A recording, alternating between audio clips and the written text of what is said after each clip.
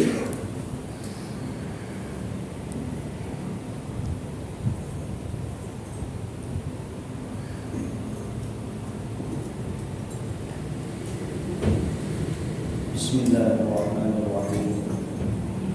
Assalamualaikum warahmatullahi wabarakatuh. Waalaikumsalam. Alhamdulillah. Alhamdulillah nahmaduhu wa nasta'inuhu wa nastaghfiruh wa nu'minu bihi wa natawakkalu 'alaihi wa na'udzu billahi min shururi anfusina wa min sayyiati a'malina. Man yahdihillahu fala mudilla lahu wa man yudlil fala hadiya lahu. Asyhadu an la ilaha illallah wahdahu la syarika lahu wa asyhadu anna sayyidana wa maulana Muhammadan 'abduhu wa rasuluhu alladzi la nabiyya ba'dahu. Allahumma shalli 'ala sayyidina Muhammad wa 'ala alihi wa ashabihi ajma'in. Amma ba'du. Qala Allah ta'ala fil Qur'anil Karim. A'udzu billahi minasy syaithanir rajim. Bismillahirrahmanirrahim. Ya'lamu kha'inatal a'yun wa ma tukhfis sudur. Wa qala ta'ala fi maqamin akhar. Qul lil mu'minina yaghuddu min absarihim. Subhana rabbika rabbil izzati 'amma yasifun wa salamun 'alal mursalin walhamdulillahi rabbil alamin. Alhamdulillah, hadirin jemaah yang dirahmati oleh Allah Subhanahu wa taala. Marilah sama-sama kita bersyukur atas kehadiran Allah, yang mana Allah Subhanahu wa taala masih mengumpulkan kita kembali di tempat yang mulia, di majlis yang mulia pula. Semoga dengan perkumpulan seperti ini yang semata-mata untuk mengharapkan keridhaan-Nya, Allah terima amal kita, dan dengan Allah Ta'ala terima amal kita, semoga Allah Subhanahu wa Ta'ala masukkan kita ke dalam surga, dan Allah kumpulkan kita kembali di dalam surga-Nya yang abad-abad selama-lamanya. Hadirin yang dirahmati oleh Allah Subhanahu wa taala, di pertemuan sebelumnya kita telah membahas satu poin dari 10 perkara yang menyebabkan seseorang pada akhirnya nanti mati dalam keadaan beriman atau husnul khatimah. Jadi poin yang pertama di pertemuan sebelumnya sudah kita bahas. Apa itu? Yaitu pentingnya menundukkan pandangan. Menundukkan pandangan, menjaga mata. Sudah kita bahas di pertemuan sebelumnya. Dan di pertemuan kali ini saya mau membahas ada beberapa hal penting lagi pada poin yang sama, sebelum kita lanjut ke poin yang berikutnya. Hadirin yang dirahmati oleh Allah Subhanahu wa taala, ulama mengatakan bahwa ada 2 perkara yang menyebabkan seseorang itu termahrum, terhalang mimpi dapat bertemu dengan Rasulullah SAW. Setiap orang memiliki keinginan yang besar di dalam hatinya, supaya bagaimana dia itu dapat berjumpa mimpi dengan Rasulullah SAW. Dan ini merupakan suatu nikmat yang besar bagi seorang hamba.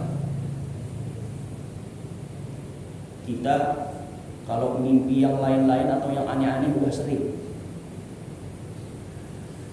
dikejar-kejar sama debt collector contohnya, atau mimpi hal-hal yang aneh-aneh yang lain sudah sering.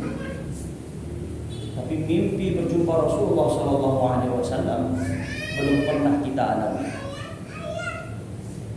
Dan itu ada sebabnya kata ulama. Apa sebabnya yang menyebabkan seseorang itu termahrum mimpi berjumpa dengan Rasulullah? Kata ulama, yang pertama adalah orang tersebut dia mendapatkan hasil penghasilan dari penghasilan yang haram. Dia berbisnis, dia berdagang, tetapi keuntungan yang dia dapati dari perbisnisan, yang dia dapati dari perdagangannya, itu semua dari jalan yang haram. Bagaimana pula orang yang seperti ini dapat bisa mimpi berjumpa dengan Rasulullah SAW? Gak mungkin, impossible, gak akan terjadi. Dan salah satu yang sudah menjadi kebiasaan, bukan kebiasaan, tetapi orang menganggap enteng hal ini, yang mana dia mendapatkan penghasilan atau keuntungan dari jalan yang haram. Salah satu sebabnya apa? Orang tersebut suka memakan riba, suka memakan harta yang riba. Allah Subhanahu wa taala sendiri firmankan di dalam Al-Qur'an, A'udzu billahi minasyaitonir rajim. Alladzina ya'kuluna riba la yaqumuna illa kama yaqumul ladzi yatakhabbathu asy-syaitanu minal mas. Orang yang suka makan riba, dia tidak akan bisa berdiri, melainkan berdirinya itu seperti orang yang kerasukan syaitan karena gila. Jadi kalau seumpamanya ada, kita tengok ada orang yang kemasukan kerasukan, itu dia enggak tenang, dia itu selalu gelisah, dia itu selalu komat kamit, ngoceh sana sini, mengeluarkan kata-kata yang enggak jelas. Kenapa? Karena dia sedang kerasukan syaitan, kerasukan jin. Nah, begitu juga dengan orang yang suka makan riba. Hati orang tersebut tidak pernah tentram dan aman, selalu gelisah, diberikan nasihat enggak masuk. Kenapa? Karena hatinya itu sudah biasa termasuk makanan-makanan yang haram, sehingga membuat hatinya itu menjadi keras. Asma Allah, kalimat-kalimat Allah sulit masuk ke dalam hatinya. Disebutkan di dalam hadis, mafhum hadis yang berbunyi, Nabi SAW bersabda, orang yang jauh dari Allah Subhanahu wa taala adalah orang yang hatinya keras. Dan salah satu sebab yang menyebabkan hati orang tersebut menjadi keras adalah dengan sering memakan makanan dari penghasilan yang haram.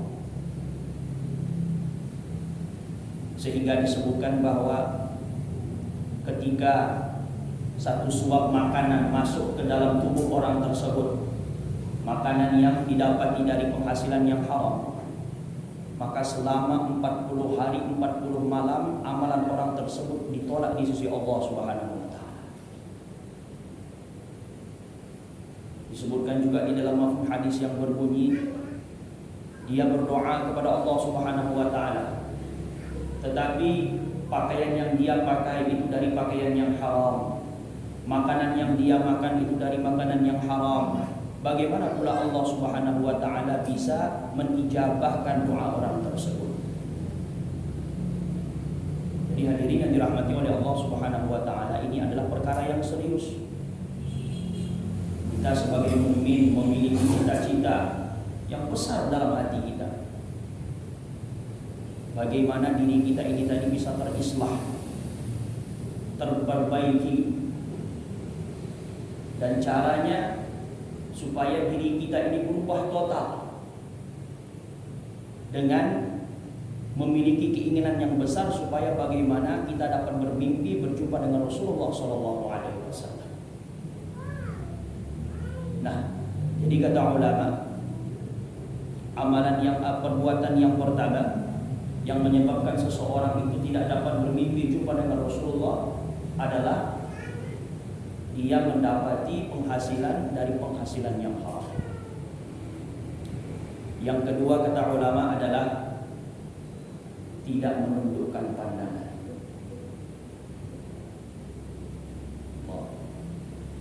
Seperti yang pernah saya sampaikan, ini perkara adalah perkara yang sangat sensitif. Apalagi kita di zaman sekarang, zaman internet. Apalagi di dalam Facebook atau di tempat-tempat yang lain, itu ada yang namanya TikTok ya. Itu banyak sekali kita lihat video-video yang haram tanpa kita sadari, tanpa kita ketahui, dengan melihat sekali saja dengan pandangan ke dalam video yang haram tersebut, itu sudah mencabut kemanisan di dalam ibadah, kemanisan iman yang ada di dalam hati. Itu sudah ternodai dikarenakan kita tidak bisa menjaga pandangan kita. Jadi marilah sama-sama hadirin yang dirahmati oleh Allah Subhanahu wa taala, kita jauhi dua perkara ini. Karena dengan dua perkara ini yang mana kita tidak begitu serius menanggapinya, kita menganggap ini adalah perkara yang sepele. Syaitan la'natullah alaih, ketika seseorang berusaha ingin menjaga matanya, menjaga pandangannya, maka dia akan mudah mengelabui di dalam hati orang tersebut dengan mengatakan itu hanya sekedar pandangan yang biasa. Itu hanyalah merupakan suatu pandangan yang tidak menimbulkan nafsu di dalam dirimu. Maka itu adalah hal yang lumrah, enggak biasa, yang biasa, enggak masalah. Padahal hadirin yang dirahmati oleh Allah Subhanahu wa taala, sekali tertengok ketika seseorang itu melihat ke arah wanita yang bukan mahram dengan keinginan dia ingin melihat kecantikan atau keindahan wanita tersebut, maka itu sebenarnya datang timbul dari syahwat.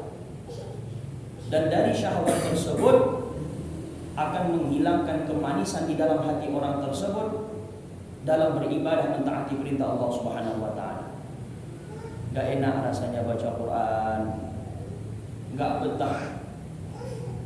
Pas waktu kita zikir itu rasanya enggak ada manisnya. Duduk di dalam majelis ilmu rasanya kayak kita itu duduk di atas bara api, atau kita itu duduk di atas duri. Gak betah, gak enak gitu. Dan itu dikarenakan apa? Awal mula kemanisan itu telah tercabut dari dalam hati kita dikarenakan kelalaian kita dalam menjaga pandangan. Jadi syaitan la'natullah alaih tidak akan tinggal diam ketika dia melihat orang tersebut hendak menempuh jalan yang soleh, jalan yang baik, maka dia akan memasukkan firasat-firasat yang biasa-biasa, sehingga kita pun menganggap bahwa ini adalah hal yang biasa, tidak begitu big deal. Padahal Al-Quran mengatakan padahal dalam Al-Quran Allah Subhanahu wa taala berfirman, a'udzubillahi minasyaitonir rajim, qul lil mu'minina yaghuddu min absarihim. Katakanlah kepada orang beriman, hendaknya mereka menundukkan pandangan mereka. Jadi dari ayat ini dapat kita ketahui bahwa sekali kita melihat ke arah wanita yang bukan muhrim, maka langsung kita tundukkan pandangan kita. Salah satu seorang sahabat pernah bertanya kepada Rasulullah SAW dengan masalah pandangan mata, yaitu pandangan yang pertama. Maka kata Rasulullah SAW, isrif basaraka, atau kama qala alaihi salatu wasallam, Jadi sahabat ini tadi dia bertanya kepada Rasulullah, "Ya Rasulullah, bagaimana dengan pandangan yang pertama ketika aku melihat ke arah wanita yang mana pandangan tersebut tanpa dipenuhi dengan keinginan dan hasrat. Tiba-tiba aku melihat ke arah wanita tersebut, maka apa yang aku harus lakukan?" Maka kata Rasulullah, "Tundukkan pandangan." Maka dari sini ulama mengatakan ketika kita melihat ke arah wanita yang bukan muhrim, maka langsung memalingkan pandangan dari wanita itu tadi, hukumnya adalah wajib. Ulama mengatakan ketika kita melihat ke arah wanita yang bukan muhrim, maka memalingkan pandangan itu tadi ke arah yang lain, itu hukumnya adalah wajib, dikarenakan adanya hukum dalil daripada hadis dan juga dari Al-Quran. Katakanlah kepada orang beriman, hendaknya mereka menundukkan pandangan mereka. Nah, hadirin yang dirahmati oleh Allah Subhanahu wa taala, ini berlaku untuk setiap kaum muslimin dan muslimat. Bukan hanya laki-laki saja yang menahan pandangan mereka dari melihat wanita yang bukan muhrim. Sebaliknya wanita juga seperti itu.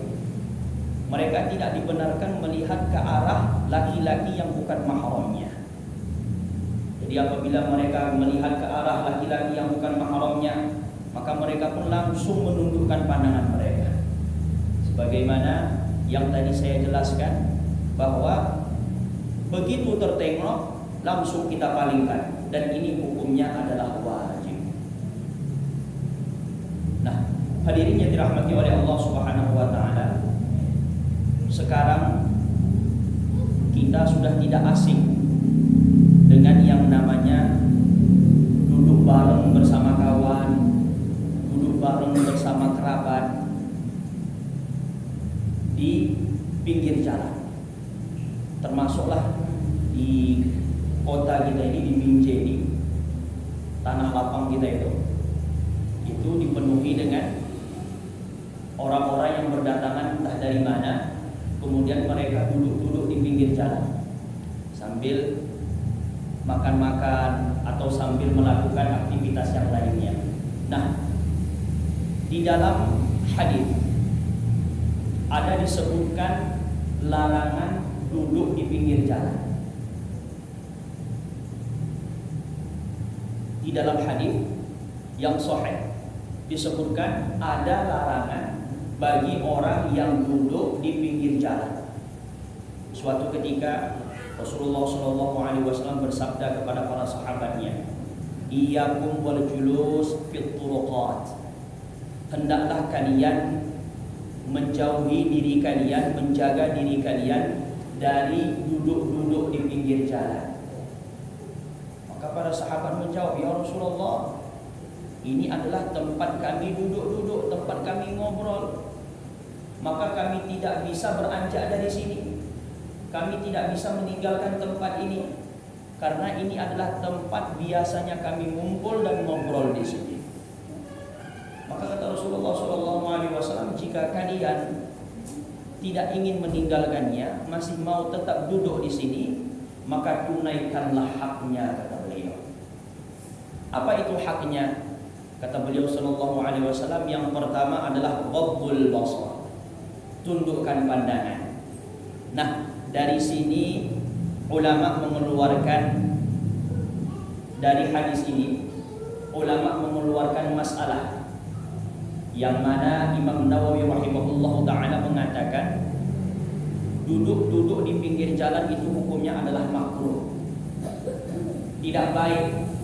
Jika tidak ada keperluan yang mendesak, maka duduk-duduk di pinggir jalan atau duduk-duduk kayak di lapangan kita ini, di pinggir lapangan itu hukumnya makruh, kata Imam Nawawi rahimahullah ta'ala.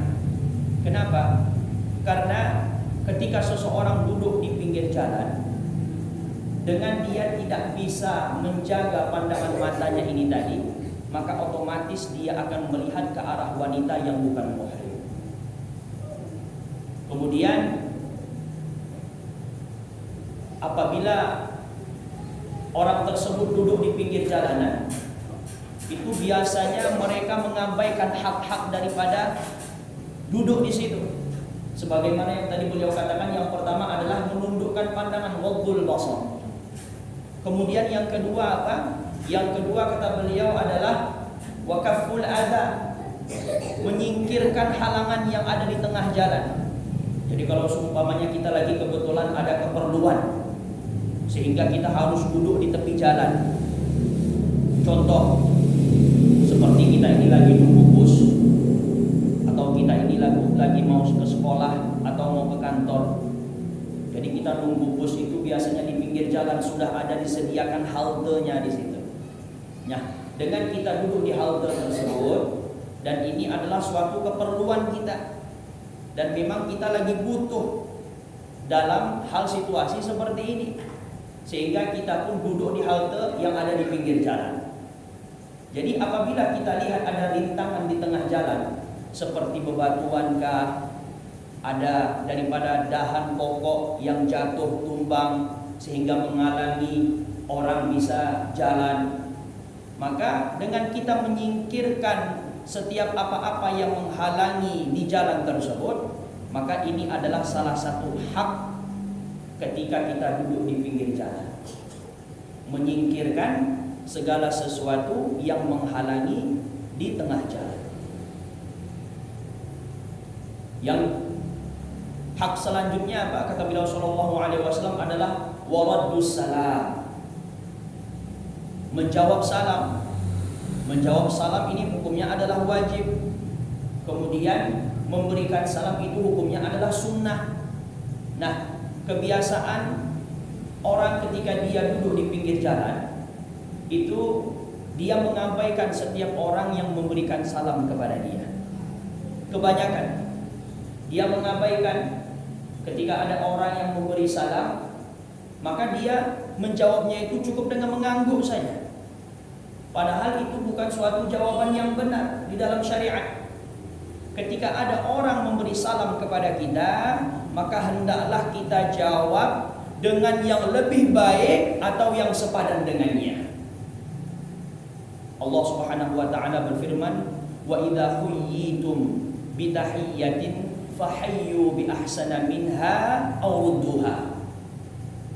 Jika kamu dihormati dengan suatu penghormatan, artinya ketika kamu diberi salam oleh saudaramu, maka hendaklah kamu membalas salam tersebut dengan yang lebih baik. Jadi jika ada orang yang mengucapkan assalamualaikum, maka hendaklah kita menjawab lebih dari kalimat tersebut, waalaikumsalam warahmatullah. Kalau bisa kita komplitkan kalimat salam itu tadi. Lebih komplit kita mengucapkannya, lebih komplit juga pahala kita dapati. Waalaikumsalam warahmatullahi wabarakatuh.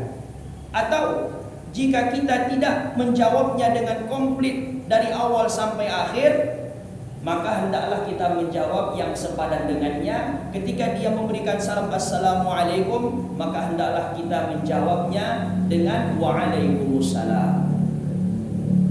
Dan dikarenakan kita ini kurang merespon, tidak begitu menanggapi, ketika diberi salam kita hanya dengan cukup menganggukkan kepala, padahal itu bukan cara yang benar. Maka dari sini ulama mengatakan tidak boleh bagi orang tersebut duduk di pinggir jalan. Kemudian apa hak yang selanjutnya?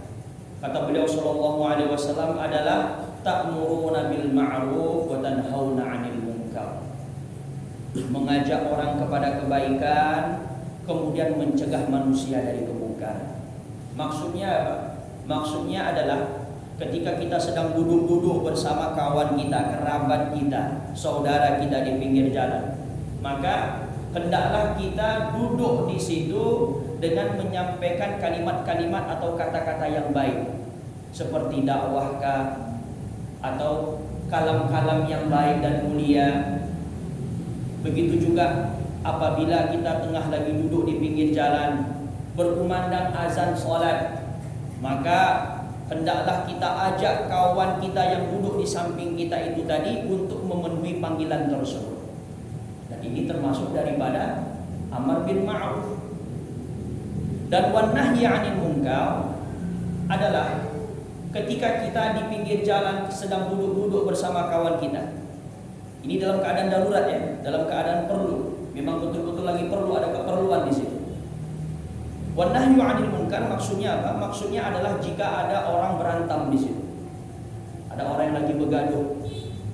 Maka dengan kita memisahkan mereka dari perbuatan itu, kemudian kita mendamaikan mereka, maka ini adalah salah satu perbuatan ta'muruna bil ma'ruf wa tanhauna 'anil munkar.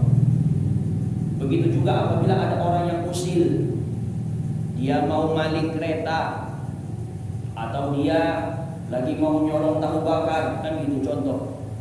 Nah, dengan kita mencegah perbuatan orang tersebut, maka itu termasuk di dalam ta'muruna bil ma'ruf wa tanhauna 'anil munkar. Jadi hak ketika kita duduk di pinggir jalan itu ada 5 kata Nabi sallallahu alaihi wasallam. Yang pertama apa? Ghaddul basar, menundukkan pandangan. Kita jaga pandangan kita. Walaupun dalam keadaan darurat sekalipun kita tundukkan pandangan. Maknanya kita itu bukan selalu seperti ini, ke bawah aja. Nanti takutnya pas waktu dia nengok ke atas, oyong pula kepalanya, kan gitu. Saking lamanya dia bermuraqabah duduk seperti ini, kepalanya di bawah. Pas waktu ditegakkan kepalanya, ditengoknya udah oyong sih. Bukan seperti itu maksudnya. Kita jaga mata kita. Alihkan dari sesuatu yang tidak baik ke sesuatu yang mubah. Jangan kita lihat. Jadi kita pandang, jangan kita melihat ke tempat-tempat yang haram. Itu yang pertama. Kemudian yang kedua apa kata Nabi? Wakaful ada, menyingkirkan rintangan yang ada di tengah jalan. Kemudian yang ketiga adalah kita menjawab salam, kemudian mengajak kepada yang baik dan mencegah dari yang munkar. Nah, hadirin yang dirahmati oleh Allah Subhanahu wa taala, jadi apa caranya? Cara bagaimana kita ini bisa menundukkan pandangan kita? Apakah ada caranya? Ada caranya. Tapi harus kita ini mulai dari sekarang niat dari dalam hati yang sebaik-baiknya. Kita niatkan dari dalam hati kita sedalam-dalamnya dengan niat yang paling baik. Kita minta sama Allah supaya diberikan hidayah dan taufik supaya kita dapat menjaga mata kita. Ada orang yang bertanya sama saya, katanya kalau misalnya kita pas lagi naik kereta atau kita sedang lagi naik mobil, bawa mobil, itu kalau seumpamanya kita tidak melihat ke depan dan kebetulan di depan kita itu tadi ada wanita yang bukan muhrim dan memakai pakaian yang membuka auratnya, yang tidak menutup aurat yang sempurna. Jadi sudah pasti kita itu nanti akan kecelakaan, katanya nabrakkah atau hal-hal yang lain. Jadi kalau seperti ini katanya sulit. Saya bilang enggak sulit. Itu sebenarnya mata ini dapat terkontrol oleh kita jika kita ini memang benar-benar dari dalam hati kita hendak islah.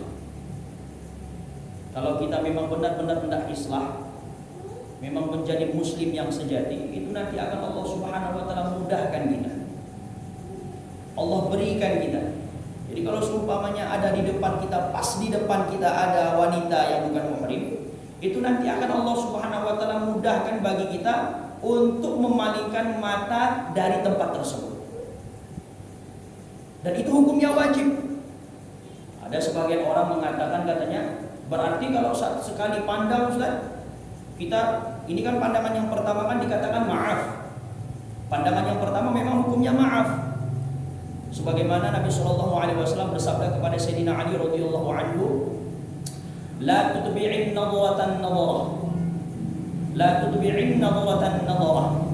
Fa inna lakal ula wa laysat lakal akhirah.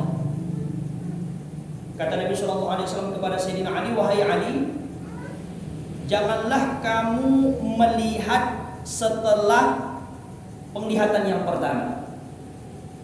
Jadi ketika kita melihat ke arah wanita yang bukan muhrim, begitu juga wanita melihat ke arah laki-laki yang bukan muhrim.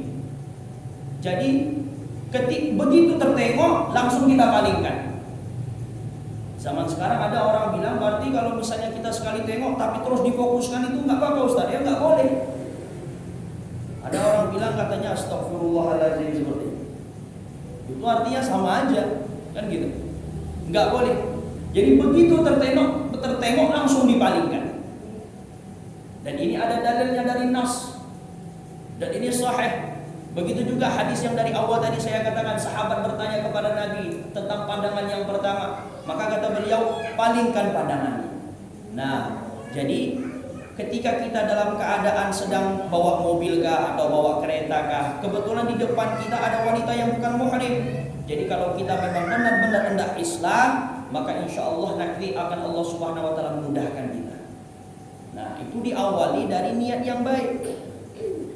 Dan ini sangat penting demi menjaga keimanan kita, demi menjaga kemanisan di dalam beribadah dan taat kepada perintah Allah Subhanahu Wa Taala. Maka menjaga mata adalah suatu perkara yang sangat penting. Itu yang pertama. Jadi caranya bagaimana? Jadi saya hendak ngasihkan satu kisah. Dan dari sini nanti kita akan ambil i'tibarnya. Suatu ketika ada satu orang pelajar datang kepada seorang alim, seorang murid datang kepada seorang alim. Dia katakan, wahai syekh, saya ini anak muda. Jazbah hasrat di dalam hati saya ini begitu besar.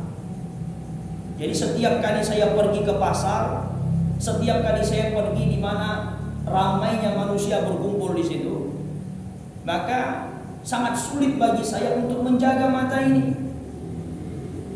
Karena kemanapun saya melihat, kemanapun saya menoleh, pasti saya akan melihat ke arah wanita yang bukan muhrim. Beritahukanlah kepadaku satu cara yang mana dengannya aku dapat menundukkan pandanganku. Maka kata kiai ini tadi, syekh ini tadi, dia katakan, baik, aku akan beritahukan kepada kamu caranya, tapi kamu lakukan dahulu satu hal untuk aku, kata syekh. Kamu bawa ini wadah yang berisi air di dalamnya. Tolong kamu bawa ini wadah ke rumah seorang alim yang ada di seberang sana. Dan ingat, kata kiai, jangan sampai satu tetes pun air dari wadah tersebut jatuh, tumpah.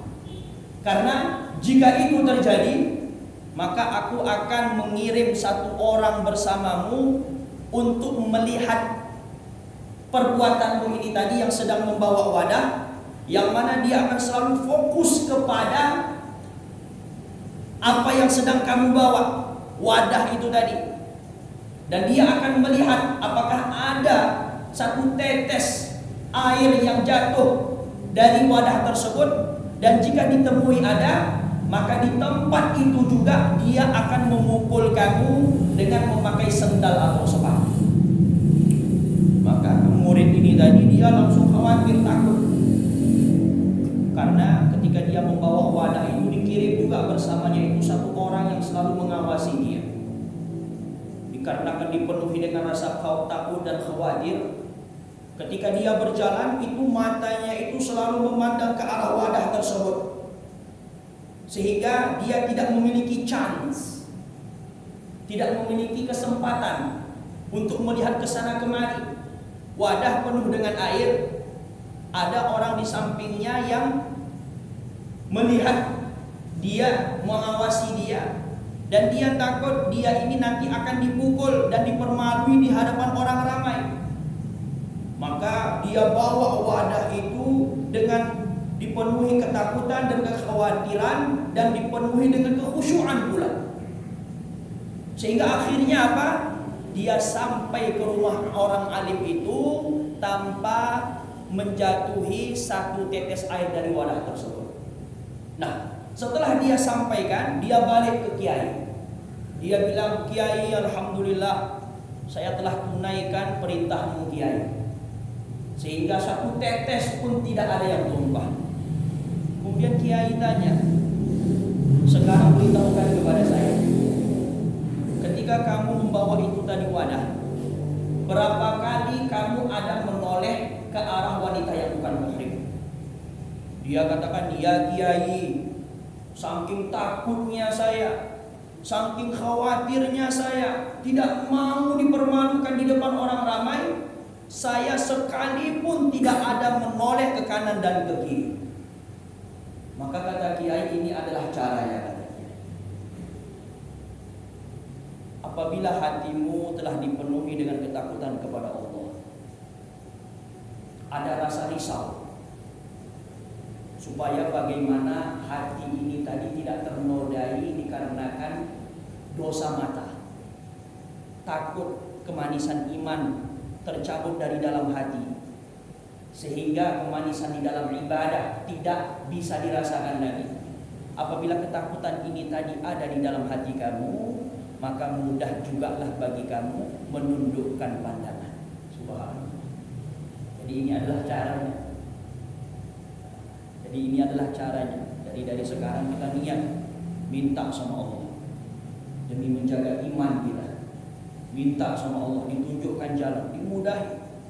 Sungguh-sungguh dalam hati. Insya Allah nanti Allah mudahkan.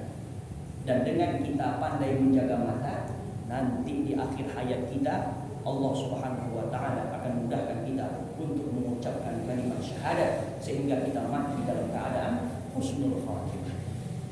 Jadi ini poin yang pertama.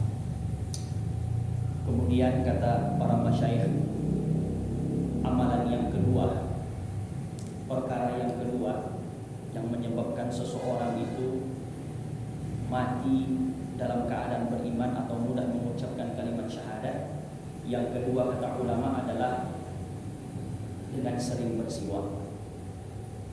Masya Allah.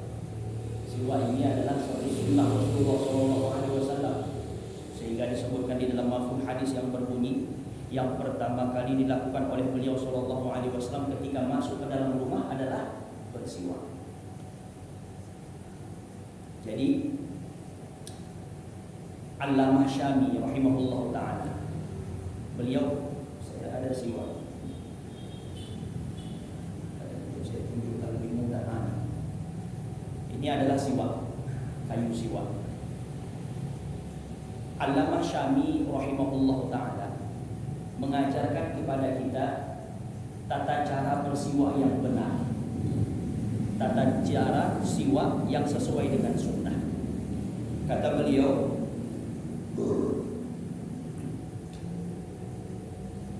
tiga jari telunjuk, tengah, dan manis itu berada di atas siwak.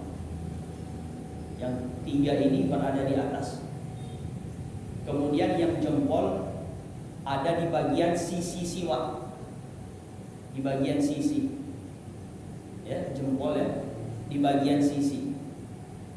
Kemudian yang kelingking berada di bawah siwak. Dan ini adalah cara sunnah yang diajarkan oleh Allamah Syami rahimahullah ta'ala kepada kita. Ini adalah caranya.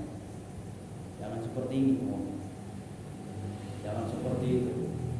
Dan ketika kita bersiwak, caranya bagaimana? Dengan menyamping seperti ini. Masya Allah. Terdapat banyak sekali faedah di situ. Salah satu di antaranya apa? Mencegah karang gigi. Itu biasanya ada orang yang ketika dia kena karang-karang gigi itu tadi, itu dikarenakan kurangnya dia mengamalkan salah satu sunnah Rasul, yaitu bersiwak. Jadi kalau kita tidak mau terkena itu tadi karang gigi, maka bermulailah kita dari sekarang dengan selalu membersihkan gigi kita dengan bersiwak, sunnah Rasulullah SAW. Dan di dalam mazhab Syafi'i dikatakan bahwa sunnahnya bersiwak ini setiap kali pergantian keadaan dan kondisi. Inda taghayyuril hal, inda taghayyuril hal, setiap kali berubah posisi. Contoh, seumpamanya kita makan, setelah makan kita disunnahkan untuk bersiwak. Nah, setelah kita makan, kita ada keinginan hendak membaca Al-Quran, dan kita harus wudhu dahulu. Nah, sebelum kita berwudhu, kita siwak dahulu. dari makan ke wudu. Kemudian setelah berwudu kita mau baca Quran atau mau sholat 2 rakaat at-tahiyatul masjid, maka sebelum kita baca Quran bersiwak dulu. Inda taghayyuril hal. Jadi ini adalah sunnah di dalam mazhab Syafi'i. Bersiwak itu kapan? Setiap kali berubah keadaan dan kondisi, maka disitulah disunnahkan kita untuk bersiwak. Jadi apa faedahnya bagi mereka yang selalu bersiwak, gemar bersiwak, suka bersiwak? Allamah Syami rahimahullah ta'ala mengatakan min manafi'ihi tadhkirus syahadah indal maut. Kata beliau, min manafi'ihi tadhkirus syahadah indal maut. Salah satu daripada manfaat bagi mereka yang gemar bersiwak adalah orang tersebut akan mampu mengucapkan kalimat syahadat ketika dia hendak wafat. Sehingga disebutkan di dalam hadis yang lain, mafhum hadis yang lain, Nabi SAW bersabda, orang yang selalu istiqamah bersiwak, maka itu nanti detik-detik terakhir sebelum dia wafat, maka Allah Subhanahu wa ta'ala akan mengirim malaikat yang khusus untuk memuliakan orang ini tadi. Karena semasa hidupnya dia memuliakan sunnah Nabi. Apa itu bersiwak? Bayangkan saja, baru satu sunnah bersiwak, Allah muliakan orang ini sebelum wafatnya dengan mengirim satu malaikat yang khusus melakukan 2 perkara. Apa itu? Yang pertama, malaikat itu akan mengusir syaitan yang ada di sampingnya yang berusaha hendak membujuk orang tersebut untuk masuk ke dalam agama Nasrani dan Yahudi. Di pertemuan sebelumnya saya sudah sampaikan tentang pedihnya sakaratul maut, yang menjelaskan bahwa ketika seseorang itu hendak wafat, maka